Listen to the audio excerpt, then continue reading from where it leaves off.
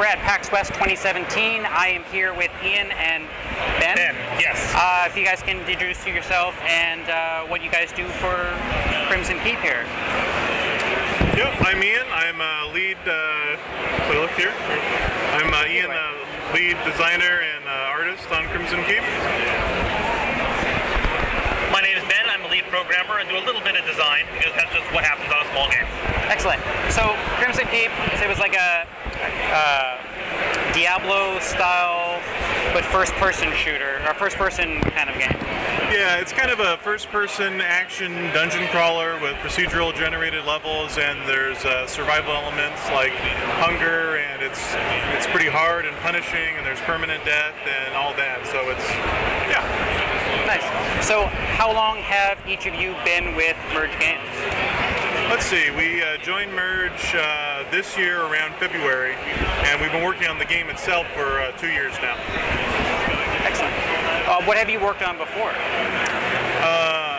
As far as I'm concerned, I've worked on like 3 or 4 indie games on Steam. The most notable one that sold well is called Shopkeep. It's for Ben. I've actually been in the game industry for about 15 years now. So I started off on EverQuest Champions of Norath, dungeon crawler for the PlayStation 2, many years back. I literally bought a PlayStation 2 and all the pieces I needed to make it work on a 4K TV for all the proper things, literally just for Champions of Norath and Return to Arms. Nice. Literally just for those. I'm glad you enjoyed it. We had a lot of fun in that game. I made some really cool stuff, and it's a gorgeous game too. It's still one of my favorite hack and slash games. It still has some of my favorite spiders in hack and slash games. Yep. Return to Arms was great because you had that duality of which path you went. Definitely one of my absolute favorite games. They were a great development studio. I had a lot of fun working there. Nice. After that, I did some indie stuff on my own, and eventually ended up moving to Tryon, where I worked on Rift and a small bit on Defiance and Smatless Reactor, and then I decided I wanted to move back to the indie space. So now my day job is RimWorld, and my side project is Crimson Keep. Nice. All right. So Crimson Keep, how did this game come to be? So I really like I kind of grew up watching my dad play Hexen and Heretic and stuff, and I like Doom a lot too, but I loved like the fantasy, kind of environment, and then I became like a huge EverQuest fan, so I've loved, Champions of Norath is great too. Yeah. But I've loved that whole genre in space, and I love like brutal, gory games too, like Diablo 1 and Diablo 2. And those all really inspired me. I just wanted to be the Diablo hero in first person, really. And have the same kind of replayability that Diablo has. So Diablo is definitely a game, even Champions of Norath is a game built across like loot, customizing your character. What is the loot system like in here? Well, since it's permanent death, you don't really get that huge attachment to your character, but we leave it kind of open so that the player can decide, what their kind of origin is. The only real setup is that you're in this pit and you need to find a way out, and you need to get stronger to do so, and you need to find food to not starve. So it's all part of it. Are you playing as the same character when you when you die and then you start up a new character? Is it like the same character? No, we don't really connect the characters like that, so it's not like Rogue Legacy where you're in the same family or anything. We let the player decide, they can create their name and decide their own lore on why they're there.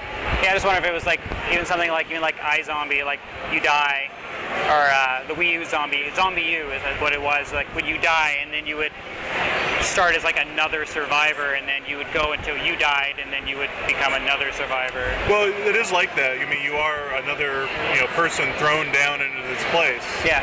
So yeah, it's the same kind of starting point for everybody. Yeah, but some people like the scoundrel, the rogue class could be down there for riches, whereas like a barbarian could have been a slave, or prisoner thrown down there. So it's up to the player really. What kind of enemies and like bosses, mid-bosses? So every area has a boss afterwards, and you keep going down, and there's different like biomes and environments, and each biome kind of has different creatures living down there. There's interactions between them, like the pigman won't eat like the dead, like zombies. They won't eat zombies, but they'll eat fresh meat. So if you kill a living creature by a pigman, the pigman will eat it and get stronger. But it's also kind of a a weakness of the big man because then he's busy eating and you can kill him. So there's cool interactions like that, and each biome kind of has their own flavor of enemies and that interact with each other. Cool. Is there like any type of like multiplayer or co-op kind of thing to it? No, it's just it was too much work for a two-man team. This game is already too much work for a two-man team. Well, the one thing I like about like small teams as opposed to like more larger like Ubisoft scale stuff is I think a lot of passion kind of leaves that kind of element.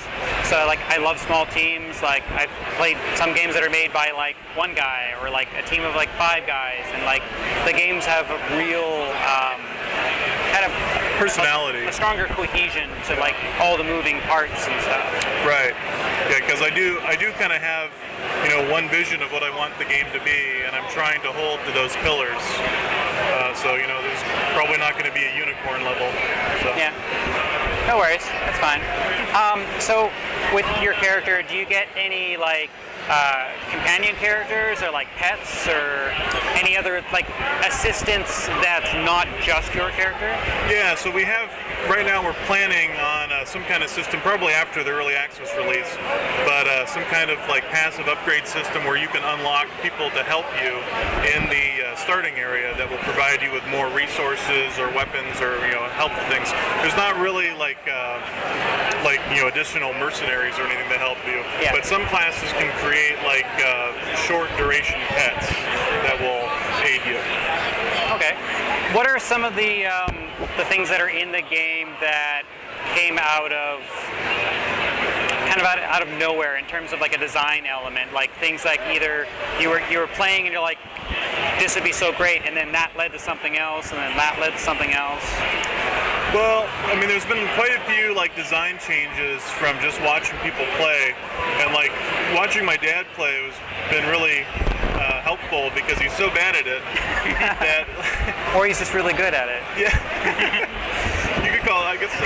But like he got one-shotted, he's starving all the time, like, and it's just like he gets mad, and that happens. It's gonna happen to everybody. Yeah. So the one big design thing that I think has been really great in the game is a system similar to like Darkest Dungeon, where you're on Last Lake. What's that called? Death's Door. Yeah. Okay. But where you get like even if a monster hits you for like 1,000. You won't get one-shotted. You'll have that one last opportunity and a few seconds of invulnerability to do something, to get out of it. And that's been a real awesome thing. The other thing that's changed a lot is our ability system.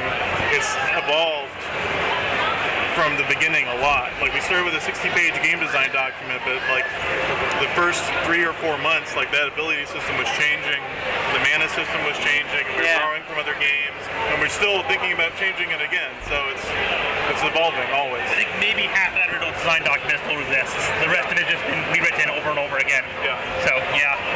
Nice. So, what kind of skills, what kind of abilities do you kind of have at your disposal? So right now, the 2 classes we have pretty much done are like the Berserker and the Witch. And the Berserker is, as you can imagine, more focused on melee combat and getting in the thick of things and getting in the middle and then getting out. And so he's got a lot of melee attacks, and then and they all kind of are thematic to the class. Yeah. Like he does have projectile attacks, but they're like enchanted axes that do crazy stuff and have their own name, and or charging into combat. There's also there's gods in the game, like deities, and the Berserkers have kind of a connection to like a blood god called Gruul. Okay. And so the Berserker has abilities tied to that. The Witch is more ranged focused and is kind of focused around wands. So they get an ability later where they can like recharge wands with just their own might instead of like using a scroll or something to recharge it. So, how did you guys come up with like the look of the game? Because like it has almost like a cell shaded, but a very kind kind of more subtle cell shading than say something like Borderlands that is a very out there kind of like artistic style game? Well, we initially, when I was like starting like the seed of the idea for the game, I kind of wanted to go like the faceted, simple, not very many textures throughout the environment, and a simple style. But it was hard for me for some reason. So I think with the low poly thing, we're having trouble with the look of the game fitting the actual gameplay. I mean, you're walking around with a bloody sword and calling on the god of blood, and then you're fighting these kind of low poly, cute, adorable creatures. That just wasn't working well.